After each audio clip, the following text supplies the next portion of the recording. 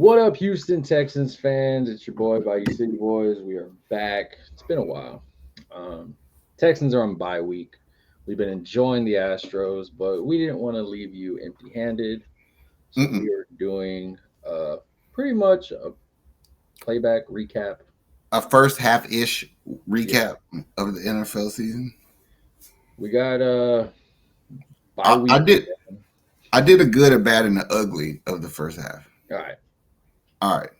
So my good, the first good, CJ. makes sense. Yeah, it kind of does. It's kind of been the storyline of the first half.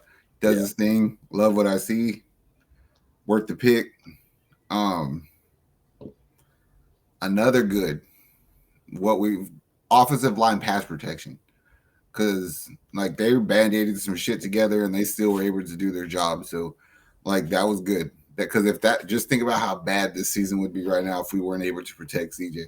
probably the biggest fear we had coming into the season, and it's kind of been one of the so far kind of key things that has been working. I think we might be what 6 games in and have like 5 different offensive starting lineup Yeah, combinations. That's crazy. And we literally went like 3 games in a row without giving up a sack. That's kind of impressive. no, it is. Congrats to all those guys that gave their body up for these lineups. Um, Another good. Not necessarily defense, but defensive aggression. How hard we play, our swarming mentality. Like I like that. It's so different than what we've been before. Like you can tell the DeMeco influence on our defense. So like I like that. That's really good. Looking at guys Go right like direction. Cashman, Mm-hmm. Nelson, Mm-hmm. you got, of course, the big guys, Petrie, Ward, um, Christian Harris.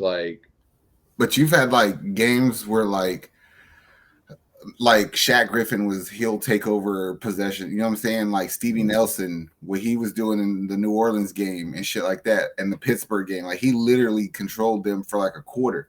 And I was like, that's good. That's so you're being aggressive in your role. And it's hard to beat us sometimes when we're that way. guys are stepping up.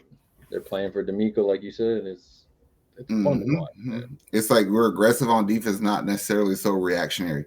Back to the D'Amico, the probably the second best, or maybe the best, depending on how you look at it, is just we have leadership now at every level, from on the field to off the field in the front office. Like feels like we're winning more times in a row, not one step forward, 5 steps back kind of shit anymore. It it's a balance, for sure. The owner's playing his part. Nick is playing his part. D'Amico's playing his part with his staff. His Mm-hmm. captains are playing their part. CJ's playing his part for offense. Will Anderson and Ward and Petrie are playing theirs for defense. It's just all the way down. Like the word we used before the season started, culture. We're Mm-hmm. building our culture, and you can Mm-hmm. see it Big unravel. time. Yeah, it seems like they're more unified. Like, would you say preseason? Like D'Amico said, like if your teammate does something, you fucking cheer him. Like, don't just stand around like nothing just happened. It's like no, we show each other love, and it's kind of a lot more obvious. When Andrew Beck scored that touchdown on special teams, they talked about it for like 2 days, and I was like, before you'd have forgot about it before the end of the day, but they won't let it go unsaid, you know. Nah, and you can see it. The camaraderie.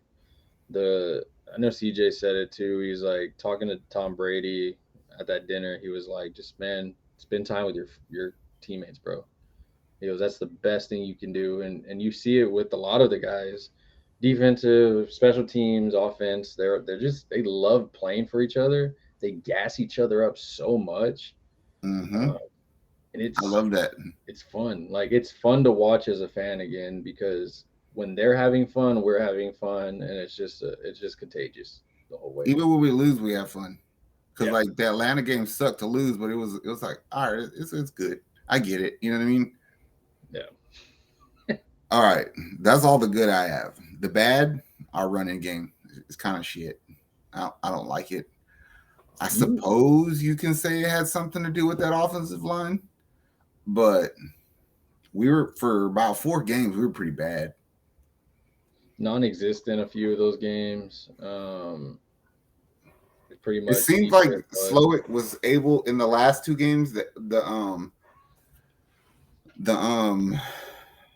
Saints game in particular, he figured out more prominent roles for Singletary and Pierce, Yeah. like what they were better at, and he let them do that. So hopefully it'll get better. But the first half of the season, it was bad. We can't do that because it's obvious how easy it is for CJ to move the ball when you're averaging 4 yards per carry for him. Yeah. He needs help. Um, you said it though before the season. The magnifying was gonna be on this running game.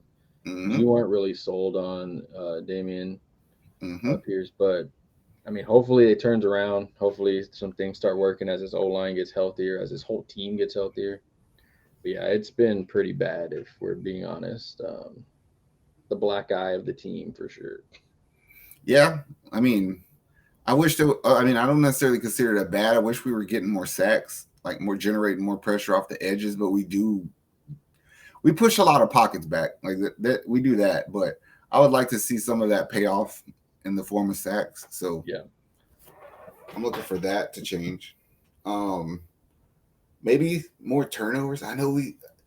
It, maybe I'm just being picky because last year maybe people turn over the ball a lot, and this doesn't seem as much this year, even though we're playing better defense. I'd like to see few more picks here and there. Maybe And there's been the a few they secondary missed playing aggressively. You're right. We missed them. and injuries. I mean, we talked about band-aiding the offensive line. We band-aided the cornerback, especially that Atlanta game. Mm-hmm. Um, hopefully, we said it. We get to bye week, get healthier, and then you're That's good. my ugly. Our health is just downright been fucking ugly. I figured that was it. I know all in all, football as a whole, there's been a ton of injuries, but I also understand that, hey, it's part of the game. But if we get healthy, right now it looks like it's a two-man race in the Mm-hmm. division. Jags and Texans. People say the culture's still there with us. I'm not gonna dismiss them because they do got talent. It's weird to me because it's like I'm gonna be really mad if Jacksonville runs away with this division just because they're beating all the other people, but yet we fuck them up. That's gonna make me a little bit mad. I mean, Jacksonville is probably one of the more healthier teams in this division. Mm-hmm. Colts just lost their quarterback for the season. I mean, Gardner Minshew's no scrub, but he's not Anthony Richardson. And then, of course, you have Ryan Tannehill walking out with crutches. We'll see what happens there. If we get Mayonnaise Levis or Will. Mm-hmm. But all in all, as far as the Texans, pretty much majority of the Texans fans that we talk to are hyped for the rest of the series coming in. I know the next one is going to be a fun one, CJ versus Bryce. All Mm-hmm. eyes are going to be on that rookie versus rookie matchup. But going into like you've said it on a few of our videos, the end games against the division games, Mm-hmm. those might be the more crucial games for us, depending on what our record is. When you have to win and you're going up against division matchups. That's what I was wondering. Like, if we start winning some of these, like stealing games away from people that we shouldn't, at what point do you start to put an expectation on the season? Because if you told me right now, this is how we're going to play all year, but we're not going to make the playoffs, I would still kind of be cool with it because, you got to learn and it's a process. But then also it's like, bro, I see how good we could be. And the division's there for the taking. It's like, fuck, if we're fucking 500 at week 16 or something, it's like I might consider thinking about saying we're making the playoffs. And it's tough because we have talks, trade deadlines October 31st. Mm-hmm. We have talks about should they go get Chase Young, should they go get this guy, should they go get a receiver, should they do. But then it's like we also have to take a step back and realize that the process of this wasn't for us to win the division, it wasn't for us to go to the playoffs. It was really just to progress further in from what we've already done, which we've already won the amount of games we won last year. Mm-hmm. It kind of reminds me of, and I'm not saying that it's going to go the same way, but whenever the Astros went against Kansas City, we weren't supposed to be there. We did it, and it was just kind of too soon, too early. But you could see the wheels moving. You saw the momentum going of what can come and what will happen. And I feel like that's what we're in right now. Like if it happens, amazing. That's why I don't want to go spend them picks for or draft capital for players right now because like nah, like I'd rather wait to do that and then use that shit when we need it to put us over the top. Yeah, because you're gonna have money to play with. You'll be able to trade some players for sure. You'll know exactly what you have in certain areas. Um, Mm-hmm. and at the end of the day, it's like these guys, you like you said in the beginning of the video, guys are stepping up that we didn't expect to step up as much as they are. I'll go Um, on a limb and say this, and I know it's only 6 games of the season. This is the best draft class the Houston Texans have ever had. Straight up. Like the '06 one was nice. This is probably the best one though, to me. And we're so reliant on those young guys. That's why I don't put expectation. But it's like, fuck, man, it looks like we did something right. It really looks like we did something right. it helps when you have two great minds working together on who they want. And it was like, we can't decide, so we're just going to get both of them, man. And it's starting to look like that was a good idea too. Everybody that was worried of, oh, we're giving up our pick to Arizona. What if this? What if that? Hey, you like they said, you need two anchors on each side. You have CJ and Will Anderson, which look like some great anchors on each After side. after a draft like this, I even trust Casario on them more with making more out of less. Like if we only have Cleveland's pick, it's like, all right, cool. If we have the 14th pick, I still think you could do something with it. And it's like that's why I love it. Like when it comes to like even with us on our videos, it's not always just hey I want to do this and we do it. It's well what about this? We brainstorm with each other and then it becomes an even bigger topic. And you kind of get that with the teams that do really well. They brainstorm with each other like, well, why should we get him? Like and like DeMeco said it, he goes he wanted Petrie back when he was in San Francisco, but he knew that they needed certain guys for the offense. But he's like, I really wanted him. Turns out he worked out for him because he gets to coach him anyway. But like he said, we want CJ, we want Will Anderson, we got them both. Let's go get Mm-hmm. them because you don't know what's going to be out there next year. It may not be a Will Anderson. If you wanted him, you liked him, that connection was there. You can't teach that. It's all love. I'm hyped. Will's so good. Will's so good. Damn, that dude is a good ass football player. And he's just riding under the radar. Nobody Yep. like He's a just chilling.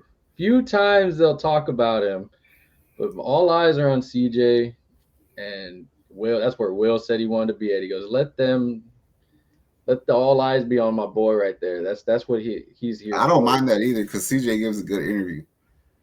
For CJ's all them humble. people who said he was, a little slow and he didn't speak well and he don't take tests very good and yada yada yada. I'm a football player, not a test taker, and that shit is the truth. That dude can play football, and it's gonna be weird not having football. Shout out to Nico Collins too because he balled out. Security blanket for the young quarterback. Pretty much has I don't want to say rejuvenated his career, but has pretty much put a spark plug on his career of what he can and can't do with a young star quarterback. I'm pretty sure there's a few people that are like, damn, I should have gone over That's why I there. get excited because I see him trying to use everybody. Like this past game against the Saints, they used Hutchins on some end arounds, and then before they've used Mechie in some deep routes. Tank Dell gets to kind of do whatever the fuck he wants because he's Tank Dell. And you have games where Dalton Schultz has monster games, and then some games where he don't do nothing, but he's always on the field taking snaps, which means they're using him. Like he has a role. And they buy in. Like we said it. Dalton, Noah Brown, two guys that came from Dallas. They bought in. They know that I'm either going to be blocking or I'm going to be catching or we run my route. Like they're all buying in. And Tunsil said it too before. He's like, when you have a guy on the field like that, we all buy in. And on the defensive side, when they were like, when we know that guy's on the other side of the field, we go out and make sure we perform on this side. And it's fun because then you have even like CJ, I'm pretty sure you can be like, oh, Will's over there, I'm good. And CJ Will can be like, "Oh, CJ is going, you gonna get it." It's just you can see it, you feel it, and as a fan, as them, man, it's just enjoy it, Texan fans. It's fun. We got a long season still. It's gonna be a fun one. Do you know how excited I get over the small shit with this team? We convert on third down now. I know. I get excited about that shit. We actually go for it at times. I know. I was like, dude, we got that on 3rd and 5. Do you believe it? It's like last year we would not have got that. Oh man. We good. Texans fans. We good. Let's get healthy. You made to this point of the video, like, subscribe, does amazing work for us right here from Houston. Make sure you check out all of our Astros videos, our Rockets videos. We'll be doing more Texans videos as the season goes on. We'll be doing a Panthers and Texans video, I'm sure. Enjoy the weekend, guys. Go Astros. Rest up, Texans. You deserve it. Don't party too hard. Rockets, keep it up. We are out of here. Later, Houston. How much I'm working for this? I swear my dreams are too important.